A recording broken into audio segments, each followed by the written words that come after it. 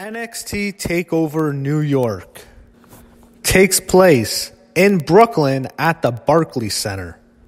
This is the fifth takeover to take place at the Barclays Center, but the previous ones are all called Brooklyn. We can't call this NXT TakeOver Brooklyn 5 because it's WrestleMania, and I think because they're promoting WrestleMania and they're marketing it so much in New York City, even though it's going to take place in the middle of New Jersey, but we can't talk about that. But they're doing so much in New York, they wanted to keep the New York theme, so that's why they went New York. And plus, the scale of the show has to seem bigger, and having a show called New York makes it seem bigger because it is WrestleMania week. Now, on the pre-show, this was an unusual one. I guess actually a kickoff, that's what they call it now. You have Charlie Caruso, who's looking great, by the way, on the pre-show panel with Pat McAfee and Sam Roberts. Sam Roberts is immediately asked about Bianca Belair from the last time they were doing a takeover in Phoenix when he criticized her heavily on the pre-show. He puts her over now. I actually think she wasn't happy about it at all. They have the three of them just talking. It's kind of boring. McAfee's entertaining, but Charlie Caruso, I like her a lot. She's good to look at, but she's not, a great talker. She's not as entertaining as Renee Young is. And then you had they went backstage to show Sarah Screeber, who also looks beautiful tonight. She interviewed the Undisputed Era. Pretty good promo by them. Now, the big thing on this show, to start it off, that we really have to talk about, is they decided to do the finals of the WWE 2K19 $1 Million Challenge. They have this idiot, this guy dressed in this golden suit. He has to play AJ Styles, and AJ is playing a video game. AJ is a huge gamer. And what they do is they have, to start off, they have Corey Graves come out. He introduces it. Then they have Xavier Woods come out because it's up, down channel. He comes out, and then they bring out this goofball, and they bring out AJ Styles, and they play AJ against Brock Lesnar. AJ is himself, the other guy's Brock, and this guy just kills AJ, destroys him, hits up a whole bunch of German suplexes, F5, it's just a squash. He wins $1 million. He acted like a heel. I was thinking to myself, dude, does this need to be on the pre-show? Can you give one of these NXT guys who's not on this main card, let them compete on the pre-show? I don't know. But it was what it was. Now we can finally talk about probably the best show of the weekend. I don't expect WrestleMania to be better than this show. Here we go. NXT TakeOver New York officially starts. I really like the opening video package because of how they played up the previous NXT TakeOvers, most notably the ones in Brooklyn. And it's a good tie-in because this show is in that same arena. So we start the show exactly like how the previous NXT TakeOver started, with a great War Raiders entrance. It's a Viking entrance. The one thing that's different is they come up from underneath the stage, and all I could think is this is going to be so cool at WrestleMania, but Vince McMahon will probably destroy them. I think the key is don't let them debut the night after Mania because they'll be forgotten. I think it's best they debut a few months before WrestleMania, and then Vince can ruin them later, but at least give them a great Viking WrestleMania entrance. This was a WrestleMania entrance on a TakeOver show. I once thought, if WWE would ever consider going into the Minnesota Vikings stadium, because that's the Vikings, having a giant Viking entrance for the War Raiders would be fucking crazy. I'd love to see that. So then you have Ricochet come out to a good pop and Aleister Black come out. And what I noticed really quickly, to be quite clear, is this is not only going to be Black and Ricochet's last match, the entire crowd noticed. And this is not anything new. This is a WrestleMania NXT crowd. They know everything. But everyone knew it's Ricochet and Aleister Black's last match. And it was also really a good tie-in because both of them have debuted on WrestleMania weekend. I don't think they really played that up on commentary. Because 2 years ago at NXT TakeOver Orlando, Aleister Black debuted. He beat Andrade.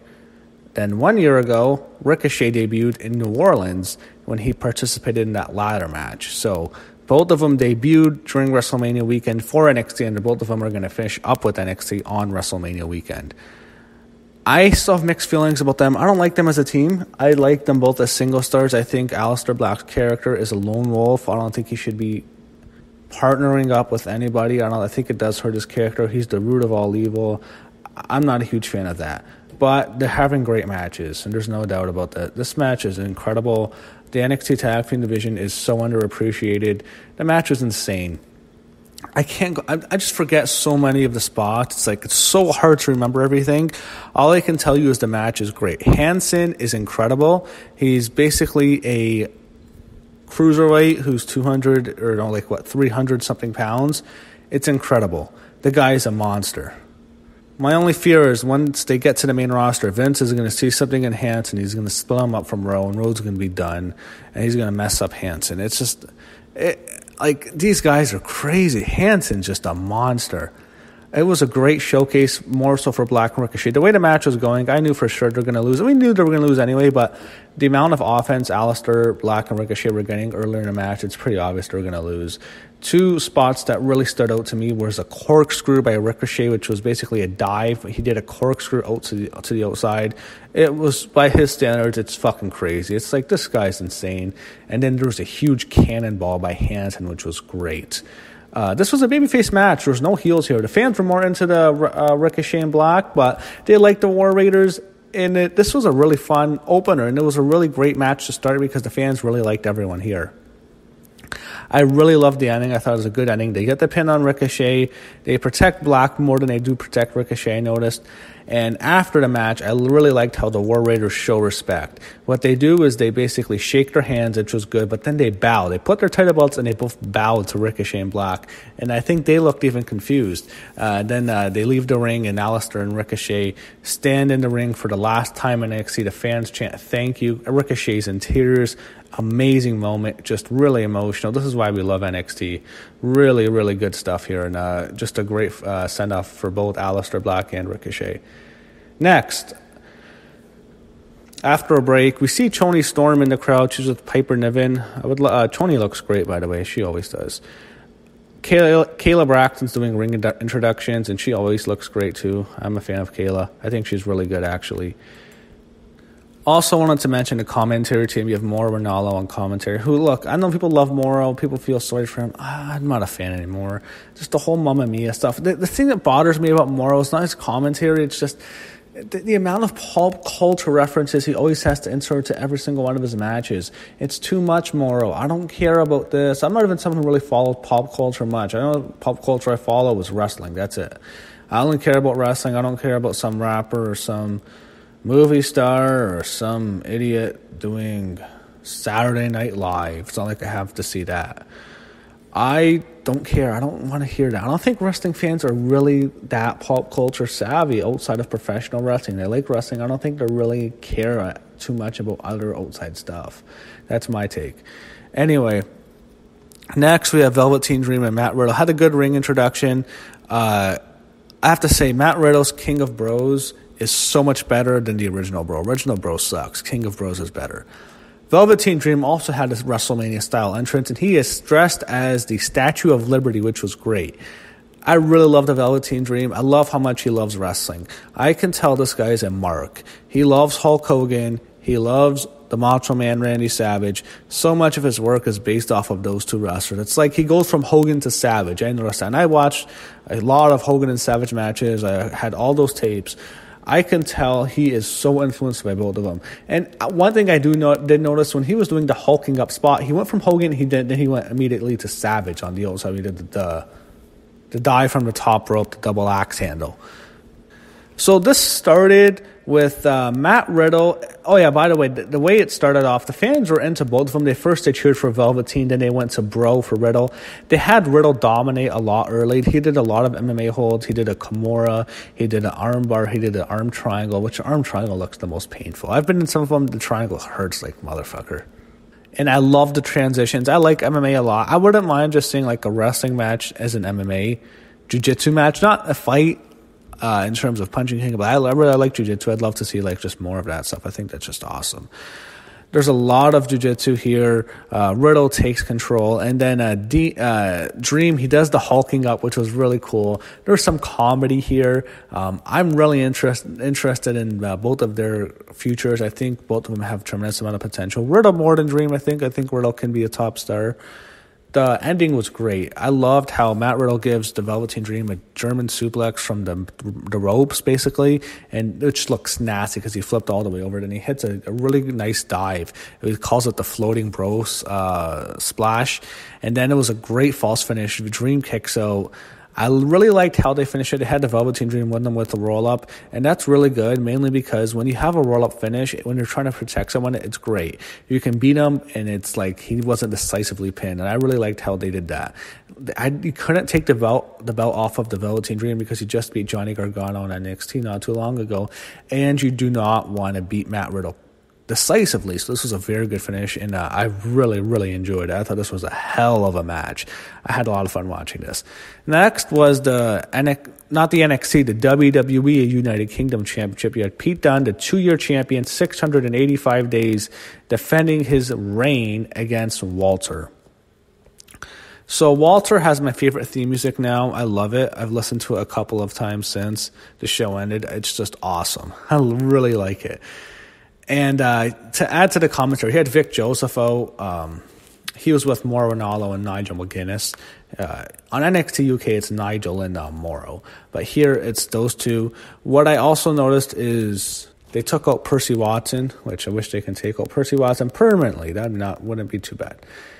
So what we have here is a very slow match to start, and I realized, to me, this was going to be strange because this is the NXT UK brand. This is their main event. This is representing them, and this is a major title. It's probably going to have a title change, and in order to do this justice, you're going to have to give them a long time to build up that UK brand. The problem is we only have so much time, and this is a third match on the show. Do you want to see a third match on the show taking 30 minutes? Not really. And this was going to go long, and what they were doing was they're having a main event type of match in the middle of the card. So it was tough at parts. The crowd wasn't into it for the first half of the match. I was even, it was good. I mean, there was a lot of chops. We saw a lot of vicious chops by Walter and a lot of finger cranking and finger ripping go by Pete Dunne. There was a lot of good stuff early. But in terms of action, I mean, they were building to a lot. It was slow for a while.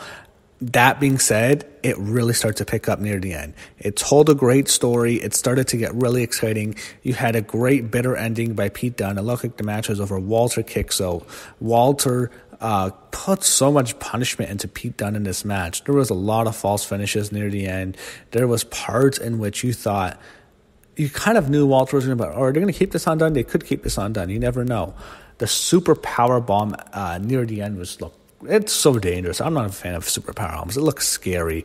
It was a great transition too, and then he hits the splash for good measure, and Walter wins the title. Great match, great story. Very long, very applauding at parts, but it was really good. I liked how they even said like Walter had like every single one of his fingers on both hands had been bent during this match, so like he still was able to like hold up the title. They should just put it around his waist because it just saw those finger injuries. Like sometimes he does it too much, but it's really good. Next, we went to, without question, my least favorite part of the show was the women's fatal four-way. It's almost ruined the show for me. Is why do we have to? Shayna Baszler sucks. 4 horsewomen suck. Ronda Rousey, please go away. If Ronda Rousey's not going to come back, which I hope she doesn't, I don't care about the 4 horsewoman match. I don't care to see the MMA horsewoman beat the WWE horsewoman. That's probably what's going to happen. I don't care to see that. I don't want to see that. I don't need to see that. I want Ronda Rousey to leave after WrestleMania. Thank you, Ronda. There's no way Becky and Charlotte or anyone else is the main event of this year's WrestleMania without Ronda Rousey. So thank you, Ronda. But Ronda, please leave. You've done all you could. I think you've ran out your expiration date. I think you've run your course in the WWE. Please take Shayna Baszler with you. And those 2 other losers, I'll never remember their names. They're fucking terrible. One of them I know is really, really bad. Shayna Baszler sucks. She's not good. She's not convincing. I don't like her. I just don't see why are they pushing her so much. Why are they pushing her over all these young women who can all be stars? Why are they pushing her over Bianca Belair? Why over Io Shirai? Why over Kairi Sane? If Kairi Sane was champion, there would be a lot more heat on that women's division. The women's division in NXT is dead now because of Shayna Baszler. She's killed the division. No one cares about the women's division anymore. For years, that was the hottest division in NXT. More than the tag titles, and for a while more than the single star for the NXT titles. Mainly because of the 4 horsewomen. You had Charlotte, you had Sasha, you had Becky, and you had Bayley. That's what it was about. Then it went to Asuka, and there was still a lot of interest in that. She had those matches with Ember Moon, which were all great. And she was just an incredible champion for them. Asuka was just, she would tear it up on every NXT TakeOver show. Why couldn't just the successor to Asuka be Kairi Sane? If Kairi Sane was the champion as long as Baszler was, NXT would be so much better because she's maybe not quite as good as Asuka, but she's really great. And she'd be tearing it up with all these women. They have so much talent. They have Candice LeRae who's doing nothing. Get this fucking belt off Baszler. She's fucking terrible. She's ugly. Let's just be real. She's not attractive. You know Vince McMahon's going to be her. You think he's going to push someone who looks like Baszler? For fuck's sake. He won't. She's just old. Why? Bianca Belair is a star. And, I got annoyed. I sent some stupid tweets. I mean, I called Shayna Baszler a horse face on Twitter. I would never say it to her face, but it's like that ending almost ruined the match. Why does she have to get pushed so hard? She sucks. There was some good stuff here. This was a good match. It was really, really good, actually. Kairi Sane's great, but she needs to go to the main roster. I think she's run her course in NXT. They underutilized her. She should have been champion. I also think Io Shirai should be the next champion, but I think the way they're setting this up, it's probably going to go to Bianca Belair next. Io Shirai is someone who's going to be in NXT for probably another year before she comes up. Bianca, she had no business losing here. It was a cool spot. I mean, the double slam, picking up Io Shirai and Kairi Sane and doing her finisher, that just looked crazy. This woman is freakishly strong. She's the strongest one they might have ever had. And the thing is, she's really attractive. She's really beautiful too. That helps her. It's not like she doesn't look like, a dominant woman in the sense like she's very masculine. She's very attractive, but she's strong as hell. So she has a lot of potential. I guess the way they're setting this up, I think she's getting to face Baszler, or she's going up to the main roster. I don't know. She can join her friend Lacey Evans into doing nothing on the main roster. But Shayna Baszler sucks. Just please get her out of there. I don't want to see her. I hate the other two. The other two make it worse. Marina Shafir in particular is horrific. I don't know if Jessamine Duke's that bad, but Shafir is just... Oh, she's such a loser. I'm so sick of Ronda and her stupid loser horsewoman. They were bum fighters. They were shitty fighters. They got released from the UFC. They're fucking terrible. Get them out of here. Why are they being pushed? We all know why. Fuck Ronda. Please, if Ronda wins on Sunday, it's going to be like, fuck wrestling now. I'm sick of wrestling just bowing down to MMA. Stop it. Now we get to the main event. And before this match started, I wanted to talk about Tommaso Ciampa. WWE released a 2-part series on him and his wife, which we never really get to see. They never humanized the heels on NXT. That's really good. They do it on the main roster all the time, but for NXT, they really dehumanized them. You feel really terrible for this guy. I think once everyone sees it, I don't know how many people have seen it. If you see this guy can't be a heel anymore. It's too bad because he's such a great heel. But the way this show ended and the way fans who have seen that, you can't view this guy as a heel anymore. He's a babyface for life now. You feel really bad for him. It's a really sad story. And it's just seeing what happened to him now, the neck injury, it's just unfortunate. It's bullshit. And it's I felt really, the first part of this match, I just felt really bad that this guy couldn't be a part of it because this had to be Ciampa Gargano, the finale, the classic, this part 4 would be 1 year since that all-time classic in New Orleans. This is just the great ending, and the fact that he can't participate is really unfortunate. That being said, I don't know if I can say this is the greatest match in NXT TakeOver history, but it's up there. Gargano Ciampa last year was great. Gargano Almas, maybe that. I'm not sure what else. This might be the best. This was one of the greatest matches in WWE history. It was just insane. It was an all-time classic. Oh my God. I can't even recap everything that happened. That last fall, the near falls and that close count out, it was to a point where Johnny Gargano's the ultimate babyface. And to go to the beginning, I want to talk about this because this needs to be said. Johnny Gargano was not that over to start this match. And that's part of how they've booked him. They turned him heel. And it's also part of how over Adam Cole is. He's the definition of a cool heel. The fans love the Undisputed Era. They love Adam Cole. They love doing the Adam Cole, baby. I was surprised how over Adam Cole was and how much more over he was than Gargano to start, because you can't deny that. There is no denying that Adam Cole was the more over star in this main event to start the match.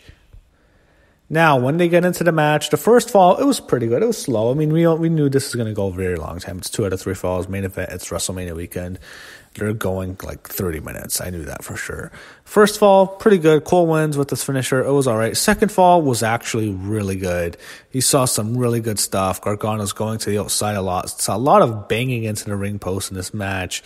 Told a really good story about Gargano coming back. More Ronaldo even read off a stat that Gargano has lost every single match in that building up to that point. So it's like 4 straight losses. He lost all the previous Brooklyn takeovers he wrestled, I guess. Gargano gets it with the Gargano escape. And then I was like sitting down waiting. All right, we're going to get to that next gear. And once it hits, it goes at such a pace where, oh my God, I can't even I'm trying to remember some of the stuff that happened that was just so excellent. Oh, just the knees, just double super kicks. Just Adam Cole must have hit 1,000,000 super kicks on Johnny Gargano's head in this fucking match. It was ridiculous. The DDTs by Gargano to the outside, it was just brutal. There was one part, was probably the nastiest part of the match, was Cole goes for like a back body drop and he hits Gargano, and Gargano just goes face first into the LED ring apron. It looked scary as fuck. The hardest part of this match was the announce table spot, because it was supposed to break.